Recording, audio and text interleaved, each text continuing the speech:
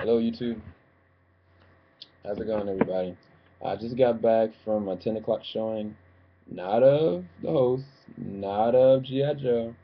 Actually, this time around, it was the movie Temptation. Tyler Perry's feature new movie. Um, I really, I didn't expect to be doing a review on it, but I definitely want to elaborate on what I found about the movie. The first thing I want to talk about, as far as the look of the movie, Tyler Perry, he's been known to shoot all these different specific spots, and definitely I have to give the locations. Well, I might be a little biased because I'm in DC, but predominantly most of it was all shot around the Capitol, all around DC. He took a lot of different shots that were just really beautiful, and then even when certain one of the characters were actually going different locations overseas, they all were shot very well. So the production value looked very good. Um, and so as far as the way the scope and the look of the movie, it was really well done. Some unexpected characters were in there, but I'm gonna talk about that very soon. Um, so I think I'll go ahead and jump into the acting, which I bet you everybody's like really wondering like how everybody really did. I don't know if everybody knows different actors, but Lance Gross, he's played in multiple different ones of Tyler Perry's, his shorts, his TV shows. Um, Lawrence, which he plays the character Bryce, which is the husband, he did a really great job. He usually brings it as far as his acting level, but this one, it just he stepped it up a notch as far as being very diverse. He played the role of a husband that was really down to earth, knew what he wanted, but he was really content with just having the simple life. He didn't need the better things of life. He had everything he really needed or wanted, and his wife.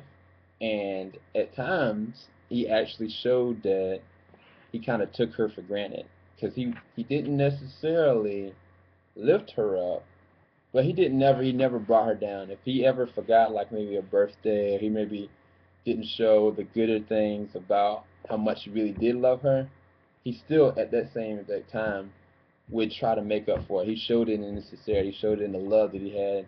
Um, but there were a lot of things that pulled the main character, which is I hope I want to pronounce her name right, Jureen. It's spelled Jurnee. Anybody that's seen the movie Eve's Bayou, where she played I think she was like 10 years old. She played with Samuel Jackson. She played such a beautiful performance. It was amazing. The last movie I saw her in was The Great Debaters. Great round of characters there. But this one, she was the main star. She played the role of the character Judith. Judith, um, her character was very diverse. They started off showing how her character and Lance's character started off basically from day one. Like they were age of 5, small town. They knew each other. They were best friends. They were like this, and from that standpoint, which we find out later, as the storyline goes on, it revolves around a lot where she talks about her past, and they leave snippets out, but these snippets are really key elements to her character because her character, she wants to actually have her own practice. She wants to be a marriage counselor, but then she gets enveloped with Michelle Williams' company, where she has to do kind of like a matchmaking pair for billionaires, millionaires, and she really doesn't like her job. She got married very young. She loved him. They were married for about 6 years, and 6 years went by, and she realized out of college, she's got her degree. Life, the reality of the economy, she's not going anywhere anytime soon. And there was a quote that Lance's character made to her because she was saying that she doesn't know what she can do. Like, is this really what life is? And he made the example with her that, well, sweetheart, in about maybe 10, 15 years, you will have your own firm, you have your own practice, and practically internally, that wasn't really all that uplifting to her. And it made a desire in her heart grow towards wanting things that she didn't have immediately. And so then that brings to other character, which baseline of temptation. Um, Now the other character, which I'm not sure if any of y'all are familiar with the show One Tree Hill, but Robbie Jones, so she plays Harley, which is the one that is the temptation of Judith. He plays a really good role because his character is multidimensional. He goes across as extravagant billionaire slash millionaire. He's got a lot of money. He's got a lot of success, fame. Off the gate, he's one of the partners that's with Michelle Williams' company, which they're trying to get and push Judith on as one of her first cases to really kind of pull him in as far as with money wise. But what ends up happening was he wanted to use Judith to create a program to be able to actually utilize their company hand in hand. What ended up happens is attraction sets in that Judith notices that when she talks with him, when she interacts with him, he's the total polar opposite of her husband, which is good things and bad things. Whereas her husband, if maybe they're going out to eat, he may not wine and dine her. He may not spend a whole bunch of extra money and put them in debt. Whereas, of course, Harley's character, he will actually spend as much money as needs to be able to impress her, to be able to show her a good time. He'll tell her that she's beautiful. So he'll do all these kind of things to try to wine and dine her. Immediately, his character, you tell that he's different, but it's something else more underneath the layer, and that's where his acting level shows. He eventually shows a whole nother side to himself where he's just needing to tame her. Like he'll do anything he possibly can to keep her, to pull her away from her love for her husband. And that is, of course, the portion of what Temptation is really all about. Which there's one other key character which I'll talk about, but the whole factor of Temptation is, of course, they wouldn't name the title Temptation unless actually something did go down, and that did happen in this movie. And from that point, that's where the acting level just goes to a whole another level because characters are turned upside down. Judith's character, she put in a place where she has things now she's never had before. She's being told things now that her husband doesn't necessarily tell her anymore. And because he holds her for granted, she's left with wanting more and more. But then we catch wind of another character, which is Judith's mom. Judith's mom comes into town and she wants to see her daughter, and she, of course, comes at the wrong time because this is after what happens. And from there, like you can tell, kind of Judith's mother character is very spiritual, which um, I will this time around. I'll actually put my perspective into this. Um, from the mother, she's a pastor slash preacher. She comes across as kind of preachy, kind of in the sense of telling her, well, she's got to do this, she's got to do this, she's got to do that. Well, in reality, just as far as if you really want to say that you love God and you want to be able to know that He's got you and that He can maintain you, He can keep you, it doesn't take an arm and a leg to do that on a consistent basis. Like there's a level of going with so much, and that's what she was kind of perpetuating to her daughter because she loves her. She wants her to do as much as she can, give as much as she can, fill up, which is a good thing on a spiritual level. Like me personally, I understand that. But the way she kind of went up at it, like people were kind of laughing about it, but it's a very serious thing. Like to be able to know that you have someone that will care for you, that will love you, that you can vent to about your irks and your pains, and be able to commune with other people about that, it can maintain you. It can relay the amount of stress level that you have. And that's what something that she has stopped doing since she left from home. Like she's been not really going to church. She's not been really pushing to do much of anything except for what more she can have for herself. And so from that, when her mother came into town, it just started butting heads in the sense of she's like, I don't want you preaching at me, essentially. And her mom's like, you need to know this love so you can maintain yourself because you got a lot of temptations around you. And in that workforce, like Kim Kardashian's character, she plays such a tempter of wanting things. That's the best way I can kind of describe her character. She's just really quirky, really rude, uh, unloving. She did a decent job. Now I'm not saying she was the best actor or anything like that, but she showed like what that real world environment would be like, and she brought that to Judith's character. And Judith was always torn back and forth, maintaining what she was brought up as to what she needed. And when a flashback occurred and she was talking about it to her mom, it revealed about the fact that Judith's mother um, had lied to her about her dad. And anybody that really knows like what happens when you lose a parent or they walk out, there's a part of yourself, especially with females, that when the dad walks out, that they need more in a sense of they want to have things. They want to be pampered. They want to be catered to. And if they're lacking in that when they were younger, they didn't have that. It's amplified because there was nobody to sustain them in their needs. There's nobody to tell them, well, you're beautiful, you're great, you can have the world. You don't need this. You don't need this man to define you. And they'll look for that in other men. And that turned in the temptation level that Judith had. And that's when the dimensions of her just changed.